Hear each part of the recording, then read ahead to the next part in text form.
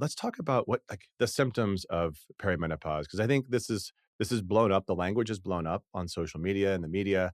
There's a lot of conversation around the word, but I still think women have a hard time understanding like what actual things might be happening in midlife that could actually be associated with hormone fluctuations in perimenopause. So, can you give us your lowdown on this? What are you telling people? And I think this is a great question because I've actually run into women who say, I don't have any symptoms or I've never had any symptoms. So when I drill further, they mean hot flashes. I've never had a hot flash, but yet they've had a thousand other symptoms that very much align with perimenopause. So perimenopause is this transitional state out of our reproductive years into when we don't get our period anymore and are no longer reproductive called menopause, or actually it's post-menopause is what we call it. And because it's this transitory state, our hormones go through a lot of transition. And the first hormone to transition is progesterone, which is our calming or soothing or relaxing hormone. So a lot of women off the bat go, I used to be able to sleep, now I can't sleep. I used to feel calm, now I'm not calm. I'm either depressed or anxious or irritable and ragey, or it depends on the moment. My periods have changed. They used to be okay. Now they're super heavy or they're super crampy. My PMS is really bad. So we tend to have this I'm no longer calm, cool, collected, and my periods aren't as great as they used to be. Then, as we move through perimenopause, our estrogen starts to change and it goes wildly up and down at first. And then eventually will settle out and be actually quite low if you choose not to use any kind of therapy.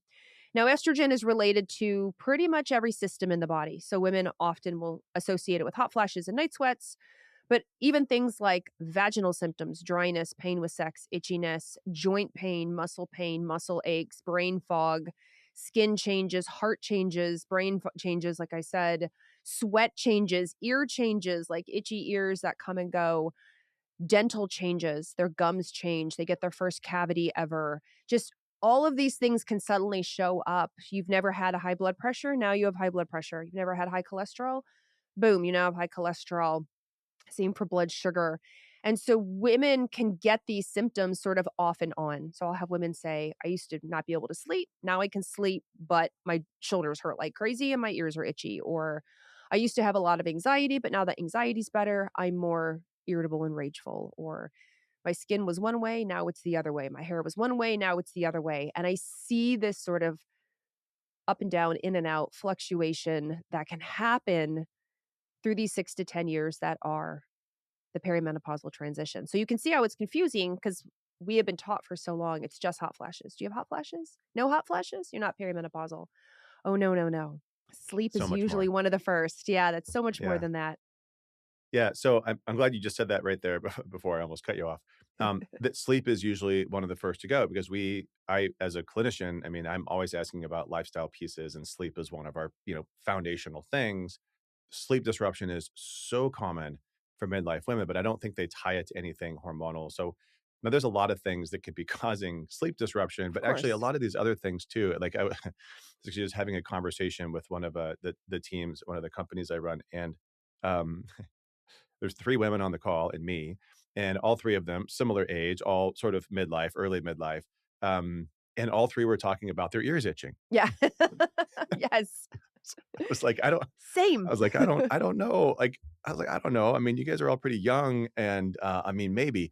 So then I guess that brings me to my next question, which is, how do you know if it's hormone disruption, imbalance, new hormone changes versus something else? Like, how can women understand if this is truly a perimenopause symptom, or is it like I actually also like have allergies in addition to fluctuating hormones? And that can be very real. I do educate a lot on we're blaming everything on perimenopause, everything. And not everything is perimenopause. There are other causes and reasons. Now, the changes in hormones can make us more susceptible. So, for let's say, histamine's a great example. You mentioned allergies.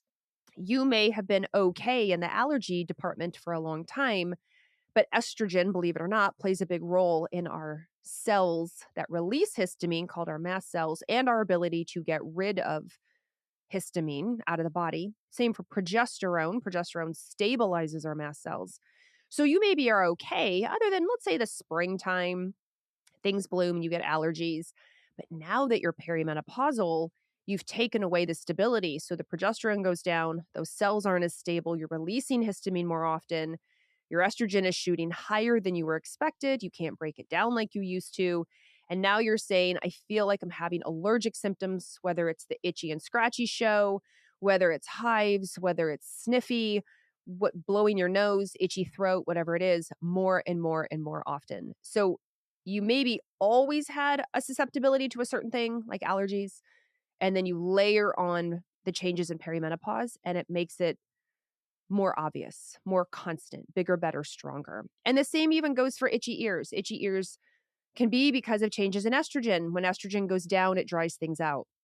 Dry joints, dry skin, dry hair, dry vagina, dry inner ear. So women are like, what the heck? My ears are super itchy. But estrogen and progesterone also affect histamine. So if you are kind of a histamine person, allergies are your thing, you go through perimenopause, now you've more affected histamine and it causes itchy ears. So they can definitely be hard to tease apart, or maybe they're just, it's overlapping and pushing whatever your susceptibility is up to the forefront.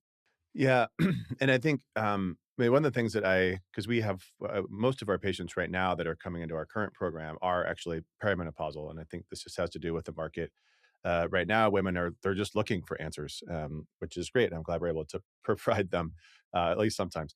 Um, and then I wanna get to testing because this is really where I feel like there is an opportunity to start looking at, okay, we think this is maybe coming from hormone imbalance, but we can actually objectively look at some of these things. But before we get there, let's talk about kind of this, like the why behind this, because we talk when we know what the end game is, right? Like if you live long enough as a woman, you will go through menopause.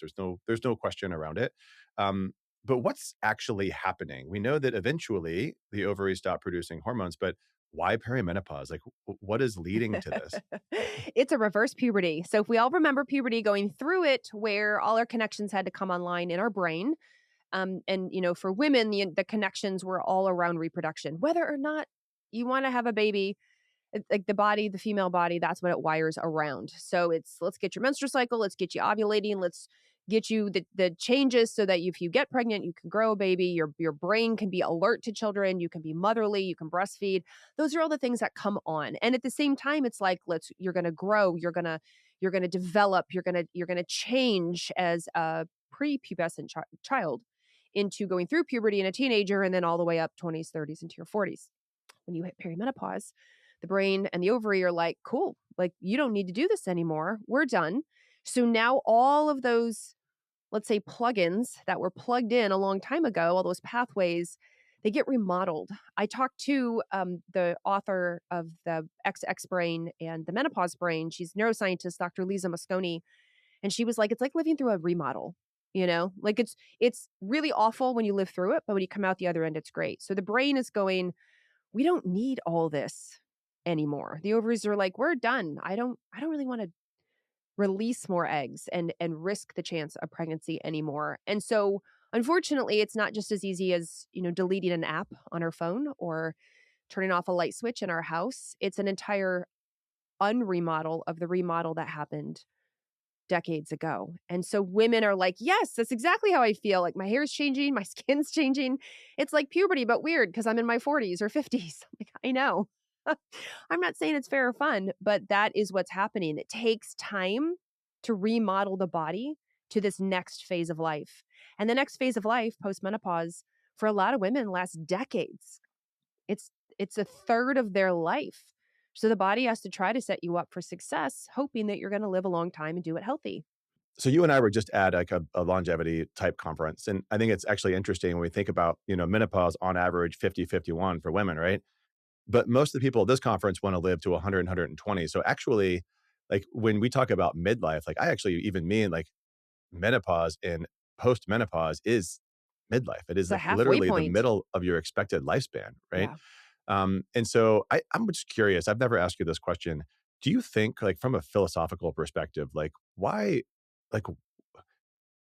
other than maybe it's just reproduction, but why do women stop what is potentially so early to go through this like second half of life? I mean, there isn't another species that sort of has this really extended, post fertility period. Like, what's the purpose of this? So there's a lot of theories because killer whales do it too.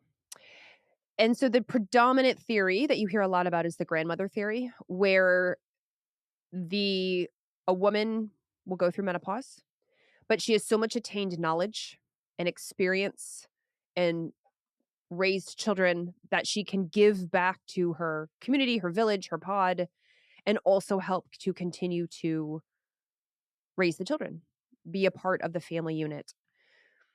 There are people obviously who find flaws in that. That's not actually true, but knowing that it's humans and killer whales, and there may be one other group that's escaping me of animals, were it that does it. What's also interesting is I will get pushback of, well, humans didn't used to live very long. You know, like it used to be if you made it to menopause in your 40s or 50s, congratulations because you were going to die soon, but you probably didn't make it that far. And that's actually not true. We know in like childbirth there was a lot of deaths, and if a death happened from plague or flu or something, like you for sure could die. But we have a lot of record of women living a very long time. We have queens and princesses and royalty and in church records of women that can live a very long time and would obviously lose their reproductive abilities just like we are now. So it is fascinating to see over the next however many years or decades or centuries, how is this going to change? Because we've changed so much. The world around us has changed so much, but our body is it can move fast, but not that fast.